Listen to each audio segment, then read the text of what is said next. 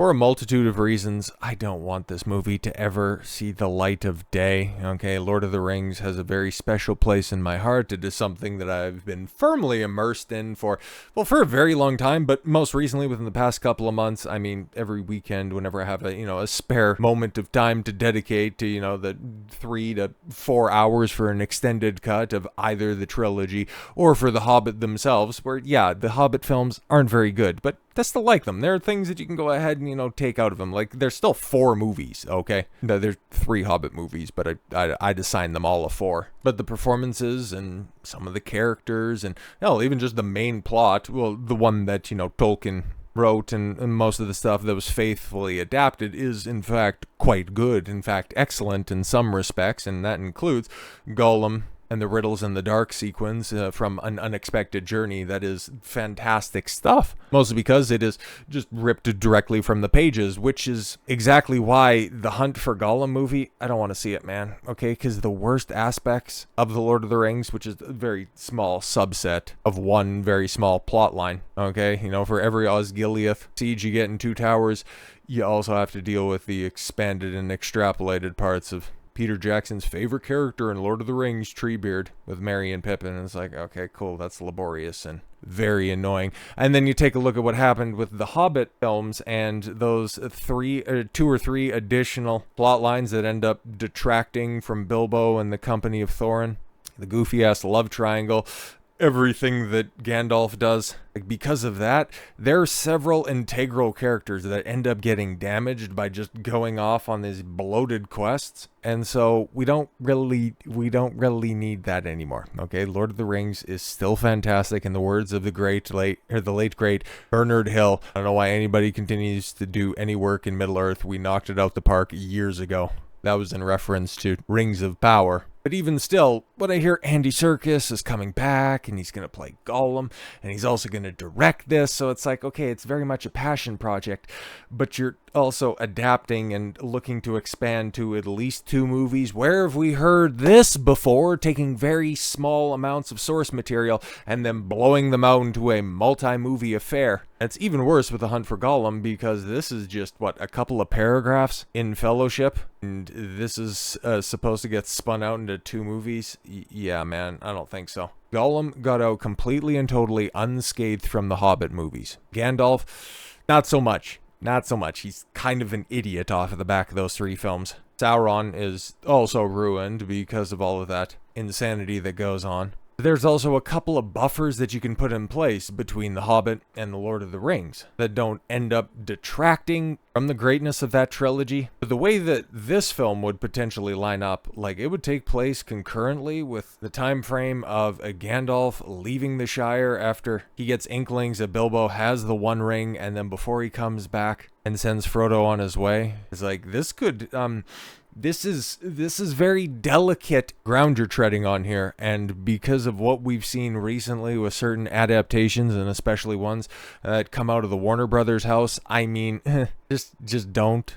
Just don't. Because if you thought that the backlash around casting a black Snape would be bad, if you somehow damage the sanctity of Lord of the Rings and that trilogy right there in order for you to just try to milk some more nostalgia points, you are going to see a fire and a fury the likes of which I don't even think the stupidest company in entertainment could possibly anticipate. But let's take a look at this. The Hunt for Gollum is delayed. Andy Serkis explains Lord of the Rings. Yes, movie status. Lord of the Rings, The Hunt for Gollum gets a disappointing new update from Andy Serkis. I mean, whatever. Following the success of Peter Jackson's original The Lord of the Rings trilogy, which is 26 years old right now. Well, Fellowship's 29. Or rather, did I say 25? No, but yeah, it's 23, 22, and 21 years old. Yeah. My mistake. In the mixed reception to his Hobbit trilogy, which, shout out to the M4 book edit, which makes a very compelling 4-hour watch. Would highly recommend that. But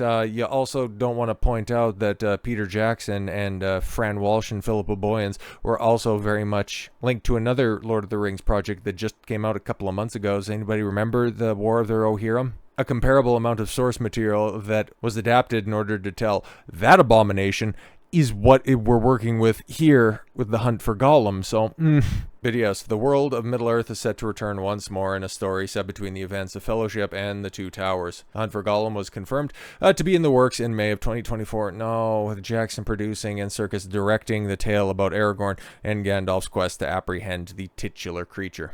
I think the source material does come from Two Towers, but yeah, where this takes place in the timeline, in Middle-earth's timeline, is when Gandalf is researching the One Ring. What is supposed to be a 17-year gap that ends up just getting glossed over before Sam and Frodo depart the Shire. During a recent appearance at Fan Expo Vancouver panel in February, on February 23rd, per direct, Serkis revealed that The Hunt for Gollum has been delayed by 1 year. Oh, shucks. That's so bad. The film was originally slated to release in December 2026. Holy shit.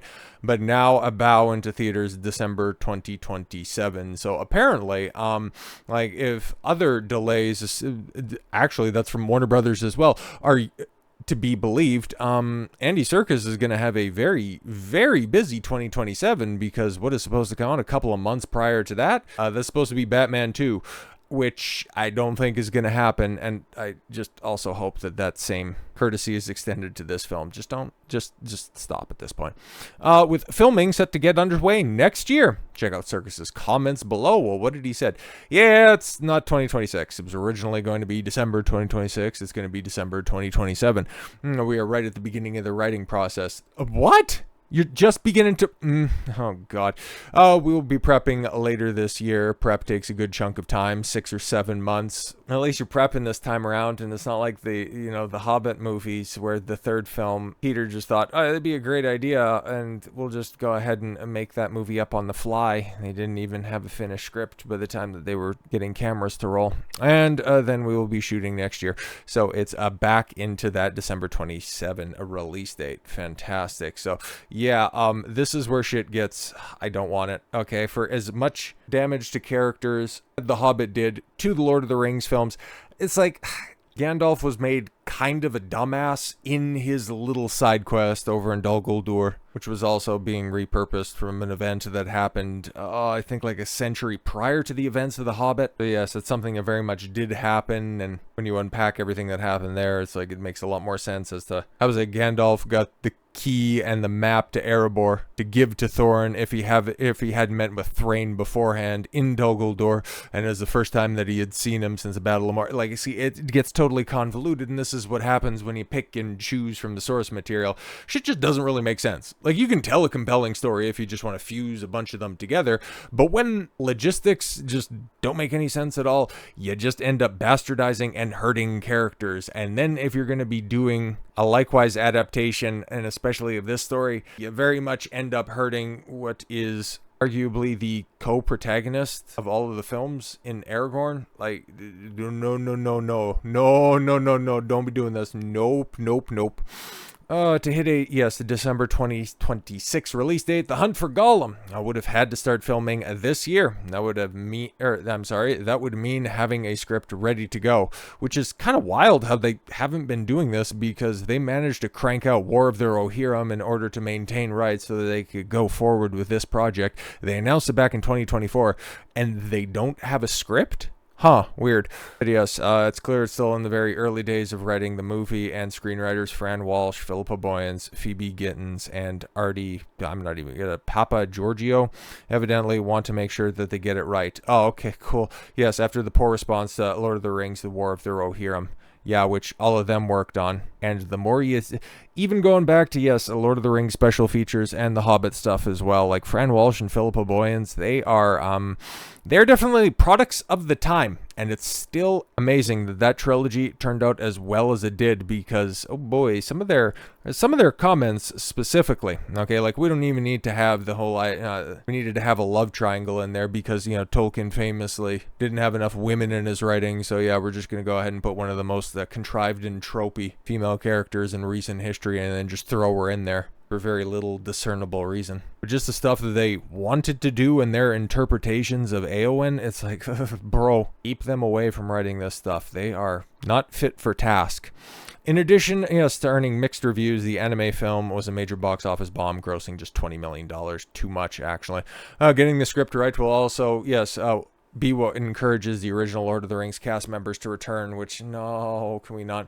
The story will seemingly involve Gandalf and Aragorn, no, and though Ian McKellen has expressed a willingness to return as Gandalf, which, yeah, even as stupid as he ends up becoming in the Hobbit films, it's like, Ian McKellen as Gandalf is always going to be gold, and he always wants to do the role. And at this point in time, I guess they won't even need to dye his beard, because holy shit, is he going to be? I think he's older. I think the way that this will end up working, by the time that they film these movies, Ian McKellen's going to be older than Christopher Lee was when they were doing the Lord of the Rings films in the early 2000s. Like, okay, I'm sorry. He expressed a willingness to return as Gandalf, and Aragorn's actor Viggo Mortensen has been more measured in his response, telling GQ, "I would only do it if it was right in terms of, the age I am and so forth." And Boyens told the playlist, whether Viggo does it or is not willing entirely depends on how good the script is. And yeah, man, like, he was 40? He was mid-40s when they filmed those, and holy shit, man, that was 99.